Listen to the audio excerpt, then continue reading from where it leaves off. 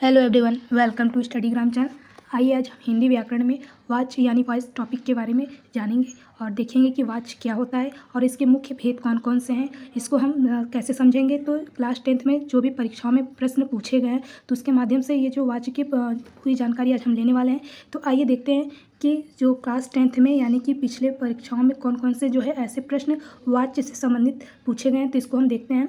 तो पहला प्रश्न है दिया है कि निर्देश देख लेते हैं कि वाच्य पर आधारित जो है कि 5 जो है MCQ पूछे जाते हैं बहुविकल्पी वस्तुनिष्ठ प्रश्नों के माध्यम से, लेकिन हमें 4 प्रश्नों के ही सही उत्तर देने होते हैं। तो देख लेते हैं कि वो 5 प्रश्न कौन कौन से आते हैं। तो ये कई परीक्षाओं जैसे 22, 23, 24 से लिए गए हैं। तो इसी जो है प्रश्नों के माध्यम से वाच्य को बिल्कुल कम्प्लीटली मतलब पूरी तरीके से इसको हम समझने वाले हैं। तो पहला प्रश्न है कि हम सभी सैलानी आगे चलने में असमर्थ थे, प्रस्तुत वाक्य का वाच्य पहचानिए। तो सबसे पहले जानते हैं कि वाच्य होता क्या है। तो वाच्य का जो शाब्दिक अर्थ होता है बोलने का विषय, यानी कि क्रिया के अनुसार हम किस तरह से वाक्यों को बोलते हैं, उसके बोलने का विषय क्या होता है। तो हम जानेंगे कि जो वाच्य होता है वो क्रिया के जिस रूप से हमें यह पता चलता है कि लिंग और वचन का प्रयोग हम किसके अनुसार करें, कर्ता के अनुसार करें कि कर्म के अनुसार करें कि भाव के अनुसार। तो उसी के जिस के अनुसार भी हम कार्य करें तो उसी को हम वाच्य कहते हैं। और वाच्य के मुख्य 3 ही भेद होते हैं, एक कर्तृवाच्य, कर्मवाच्य और भाववाच्य। तो इसमें जो चौथा ऑप्शन अकर्तृवाच्य लिखा है, ऐसा कोई वाच्य नहीं होता। तो ये ऑप्शन जो है डी वाला वो अपने आप कट हो जाएगा। तो इसका जो राइट आंसर है पहला वाला कि हम सभी सैलानी आगे चलने में असमर्थ थे। तो इसका राइट आंसर देखते हैं कि बी वाला होगा कि हम सभी सैलानी यानी कि कर्तृवाच्य, यानी यहाँ पर कर्ता की प्रधानता बताई जा रही है कि क्रिया के जिस रूप से हमें पता चले कि जो लिंग का वचन प्रयोग है वह किसके अनुसार प्रयोग हुआ है, तो कर्ता के अनुसार, यानी कि क्रिया के अनुसार हमें पता चले कि वाक्य में जो कर्ता है उसका लिंग और वचन के अनुसार प्रयोग किया गया है तो वह कर्तृवाच्य कहलाता है। जैसे उदाहरण लेते हैं कि रमा गाना गाती है, तो रमा के अनुसार उसकी क्रियाएं भी जुड़ेंगी। तो रमा स्त्रीलिंग है तो उसके अनुसार भी जो है क्रिया भी उसी तरह से प्रयोग होगी। तो यहाँ पर भी वही प्रश्न लिखा है कि हम सभी सैलानी आगे चलने में असमर्थ है। हम सभी, तो यहाँ वचन लिखा जा रहा है कि हम सभी, तो बहुवचन है तो इसलिए यहाँ पर जो है कर्ता को विशेष रूप से प्रधानता मिली है, इसलिए यह कर्तृवाच्य होगा। अगला प्रश्न देखते हैं कि उससे नेपाली बोली सीखी, वाक्य को हमें बदलना है कर्म वाच्य में। और ये जो वाच्य लिखा है ये कर्तृवाच्य में है कि उससे नेपाली बोली सीखी गई। ये वाक्य कैसा है, तो कर्तृवाच्य में, और इसी वाक्य को हमें बदलना है किसमें, तो कर्म वाच्य में। तो इसका ऑप्शन है उसके द्वारा नेपाली बोली सीखी गई, उसने नेपाली बोली सीख ली, उससे नेपाली बोली सीख ली जाएगी, या फिर उससे नेपाली नहीं सीखी जाती। तो इसमें हम देखेंगे कि जो डी वाला ऑप्शन वो अपने आप कट हो जाता है, क्योंकि नेपाली नहीं सीखी जाती, उससे नेपाली नहीं सीखी जाती, यहाँ पर कोई नकारात्मक वाक्य की बात नहीं हो रही। तो ये डी वाला ऑप्शन अपने आप कट हो गया, तो बस 10 ही ऑप्शन लग गया। तो उसने नेपाली बोली सीख ली। कर्मवाच्य में क्या होता है कि क्रिया के अनुसार हमें यह ज्ञात होता है, यह पता चलता है कि वाक्य में जो प्रयोग हो रहा है वह कर्ता का न होकर के कर्म के अनुसार, यानी कर्म के लिंग और वचन के अनुसार उस जो है क्रियाएं प्रयोग हो रही हैं, उसे हम कर्मवाच्य कहते हैं। तो इसका जो राइट ऑप्शन है वो ए वाला होगा कि उसने नेपाली बोली सीखी, तो उसके द्वारा नेपाली बोली सीखी गई। तो यानी कि वहाँ पर द्वारा, किसी के द्वारा जो है नेपाली बोली सीख ली गई। तो यहाँ पर जो है नेपाली बोली है इसमें कर्म की प्रधानता दी जा रही है, ना कि उसके द्वारा। तो यहाँ पर जो है द्वारा या से, के द्वारा, से ऐसे शब्दों का प्रयोग होता है तो भी हम समझ जाते हैं कि कर्मवाच्य है। तो इसलिए पहला वाला ऑप्शन सही होगा। तीसरा प्रश्न है कि निम्नलिखित वाक्यों में से भाववाच्य का उदाहरण नहीं है। तो नहीं देखना बहुत ध्यान से कि नहीं शब्द लिखा है, तो इसको बहुत ध्यान से प्रश्नों को देख करके मतलब उसके उत्तर को देना है। तो भाववाच्य नहीं है, कौन सा नहीं है, उससे दौड़ा भी नहीं जाता, बूढ़ी काकी से उठा भी नहीं जाता, बूढ़े दादू से रोटी भी नहीं खाई जाती, रमेश से सोया भी नहीं जाता। तो इसका राइट ऑप्शन सीधे हम देख लेते हैं, सी वाला जो इसका राइट ऑप्शन है। कैसे, तो भाववाच्य का उदाहरण नहीं है, तो बूढ़े दादू से रोटी भी नहीं खाई जाती। तो बूढ़े दादू से के द्वारा ऐसे जो शब्द होते हैं वो पहले अपने आप तो कर्मवाच्य में ही हो जाते हैं, और कर्मवाच्य में जो क्रियाएं होती हैं वो कर्म के जो होते हैं लिंग और वचन के अनुसार ही कार्य हो रहे हैं। तो इसमें बूढ़े दादू के अनुसार बताया जा रहा तो यहाँ पर कर्मवाच्य होगा, तो इसलिए यही भाववाच्य का उदाहरण सी वाला नहीं है। बाकी ए, बी और डी देख लेते हैं। तो उससे तो दौड़ा भी नहीं जाता, उससे तो दौड़ा भी नहीं जाता, यानी भाव के बारे में बताया जा रहा है, यानी क्रिया के जिस रूप से हमें पता चले कि यहाँ पर कर्ता की प्रधानता नहीं है, कर्म की प्रधानता नहीं है, केवल भाव की प्रधानता हो, यानी असमर्थता, जिसमें वाक्यों में हमें प्रकट होकर असमर्थता दिखाई जा रही है उसे भाववाच्य कहते हैं। उससे तो दौड़ा भी नहीं जाता, यहाँ पर भाव दिखाया जा रहा है, असमर्थता बताई जा रही है, तो क्या हो जाएगा, भाववाच्य। आगे कि बूढ़ी काकी से उठा भी नहीं जाता। अब बूढ़ी काकी जो उनके बारे में असमर्थता जताई जा रही है कि बूढ़ी काकी से उठा भी नहीं जाता। आगे रमेश से सोया भी नहीं जाता, तो यहाँ सोने की प्रक्रिया बताई जा रही है कि रमेश का जो है सोया भी नहीं जाता, यहाँ पर भी असमर्थता जैसे शब्द हमें दिखाई दे रहे हैं। आगे है चौथा प्रश्न है कि निम्नलिखित में कौन सा वाक्य कृत्यवाच्य का उदाहरण है? कृत्यवाच्य मतलब जहाँ पर कर्ता की प्रधानता केवल हो।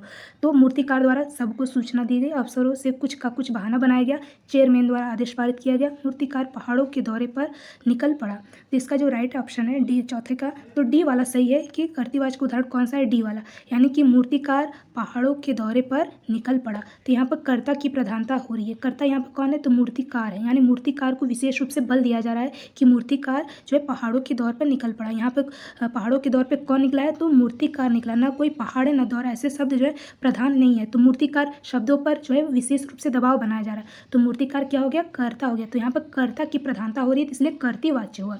आगे देखते जो पहला वाला ऑप्शन दिया है कि मूर्तिकार द्वारा सबको सूचना दी गई।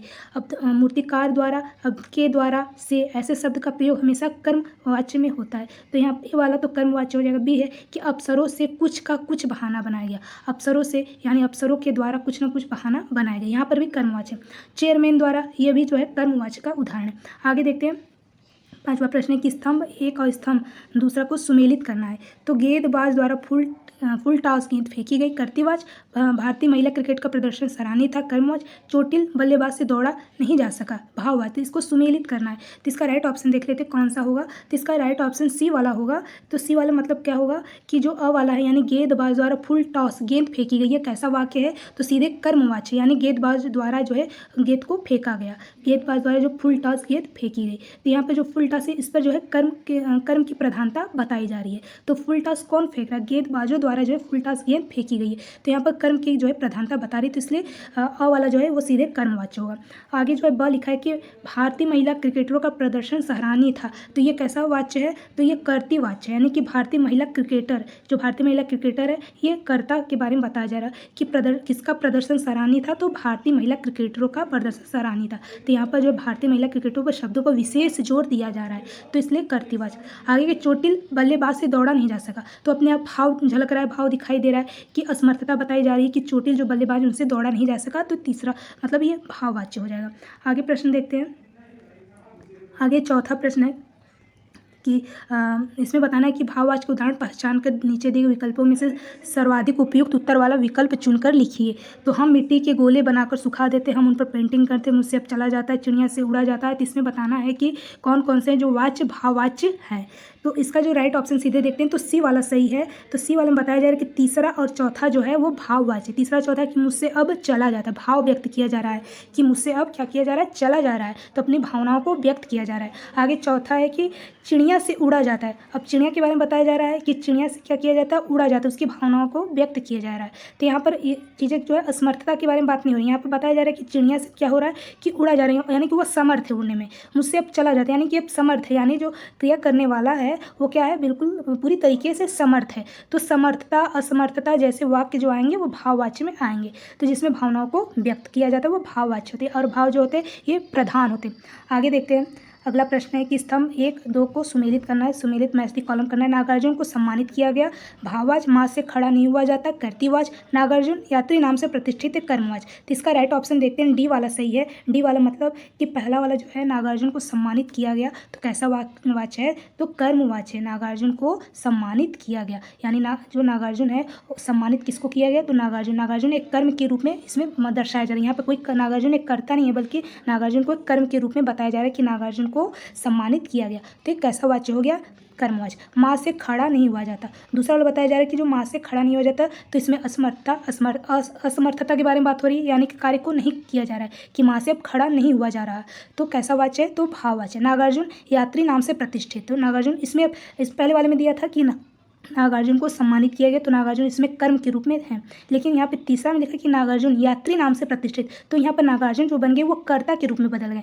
तो नागार्जुन किस रूप में प्रतिष्ठित? तो यात्री के नाम से प्रतिष्ठित। तो यहाँ पर नागार्जुन कर्ता के रूप में है, तो इसलिए कर्तृवाच्य हो गया। पहले वाच्य में दिया था कि नागार्जुन को सम्मानित किया गया, तो सम्मानित किसको किया जा रहा है? तो किसी कर्म को विशेष रूप से प्रधानता दी जा रही है, तो नागार्जुन यहाँ पर कर्म हो गया। आगे प्रश्न देखते हैं। अगला प्रश्न है कि अध्यापक अध्यापक ने बराबर के फासले पर 2 पंक्तियाँ खींची। इसका जो है हमें शुद्ध कर्मवाच्य बताना है कि इसका कर्मवाच्य क्या होगा। अध्यापक द्वारा बराबर फासले पर 2 पंक्तियाँ खींची गई। अध्यापक बराबर के फासले पर 2 पंक्तियाँ खींचेंगे।